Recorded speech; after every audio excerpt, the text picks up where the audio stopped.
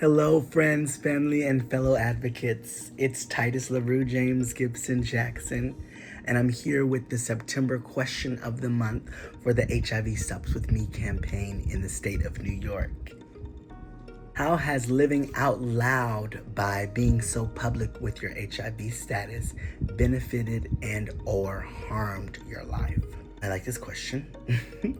I can say that there is definitely an example of it. I'm me. I'm going to be me regardless. Before I met anybody, for whatever reason, when I contracted HIV and I was diagnosed by the American Red Cross after trying to give blood, I automatically knew that I wanted to be an activist. I automatically knew I wanted to help people I wanted to be in preventative care so that people did not have to receive HIV, so that no one else would be diagnosed with HIV, to end HIV, to have HIV stop with me before I knew a campaign called HIV Stops With Me was a thing, you know? This is my senior year in high school.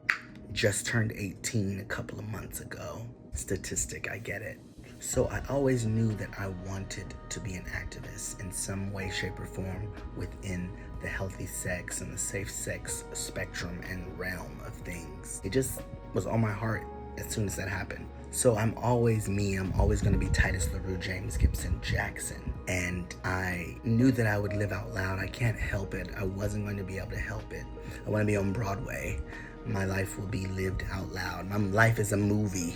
My life will be lived out loud. I'm very aware of that. And so prior to meeting anybody or getting to know anybody or dating anybody, obviously not before meeting anybody, but before like becoming in a relationship or before it would affect other people, my status would affect other people, I was going to be me. So an example of me living out loud with my status and it affecting me, whether it be harmful or benefiting me. So I was in a relationship with someone and I'm no longer in a relationship with them, and I'm finding out that their family and friends that can see me or that I still follow on social media are contacting them saying, oh my gosh, Tytus is HIV positive. Weren't y'all together such and such years ago? And then that makes them question them, wondering about them. And one, I'm like, damn, that is none of y'all business. That is crazy to me. Drink your water and mind your own business, please. However, that's not very human. And so people were reaching out to him, asking about it and questioning him about his status and whether or not he was positive or not, or whatever the case might be. And I tried to tell them that that was a point and an opportunity for you to educate people. However, I cannot expect everyone to educate because I'm educating, because I'm putting myself there. I always say that us here at HIV Stops With Me, spokesmodels now, past spokesmodels, and future spokesmodels to come are the faces for the faceless, are the voices for the voiceless. That's why we're here, because there are people who would not dare show their faces, who would not dare about their status. So I can't expect other people to educate even when the opportunity presents itself. Platter. So that came back to me, and when I said that this is an opportunity to educate, they were like, I don't have to do that. I'm not here trying to do that. No, you didn't think about me. And it made me think like, dang, me being so out loud and outspoken and activating my activism, on the other side of that coin, I'm not thinking about others that could be affected because I'm living out loud. And so now people are questioning them, and it seems, or it's coming across to them as if I didn't think about them. I didn't take them into consideration. Maybe I didn't. That's just tea, honey. Maybe I didn't take them into consideration. However, maybe I did.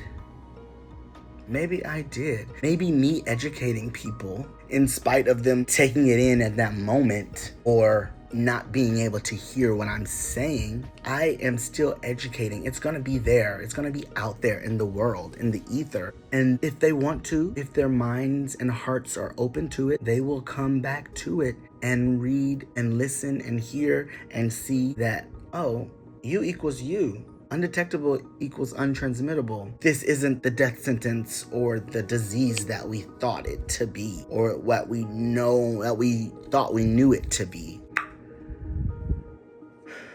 Tytus is okay.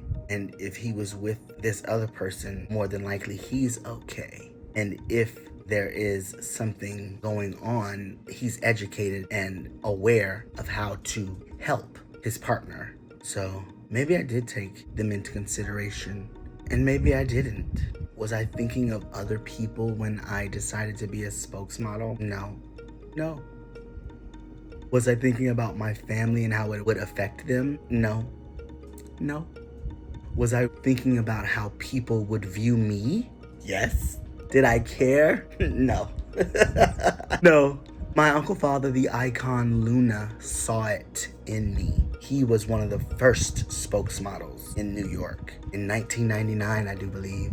He saw it in me that I was resilient enough to be a spokesmodel, to help spread the word and educate and open people's minds, eyes, ears, and hearts to new education, to science and treatment and medications.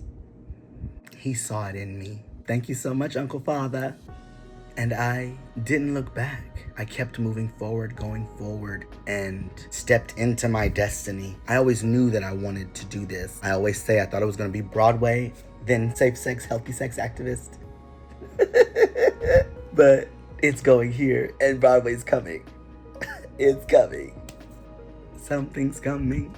So yes, I think that me living out loud has benefited my life by being so open, because I'm liberated.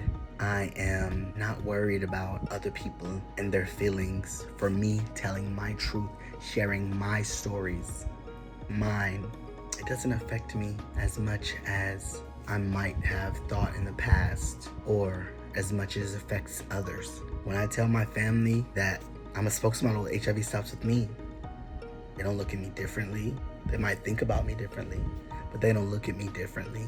They might even think, oh, he's doing good work. And even if they didn't, I'm not doing this work because I want them to be proud or happy for me. I'm doing this work because I want HIV to stop with me. Absolutely.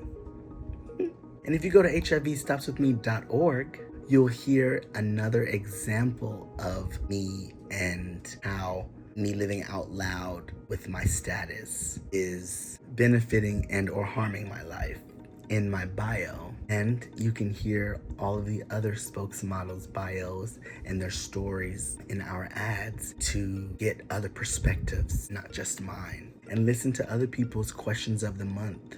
I would encourage you to listen to other people's questions of the month for this month of September, because you're going to get so many different answers about how living out loud by being so public with our status affects and effects us. And they're all going to be so different. Some will be bright and shiny. Some will be dark and dull. But it all comes out to be triumphant and magnificent and miraculous. Because I can tell you now, if that wasn't the case, they might not be spokesmodels for you to hear their stories and be inspired and educated by.